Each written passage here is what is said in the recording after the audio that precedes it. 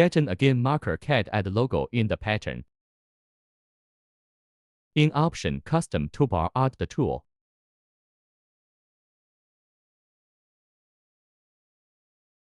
Click the tool will show the logo setting dialog. Click the pattern in the marker. Set the logo length and width. Here set only selected pattern or all patterns.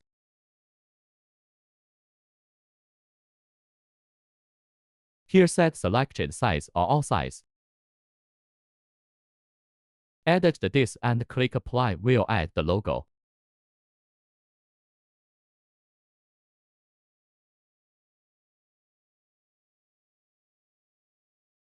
Change this, you can change the logo position.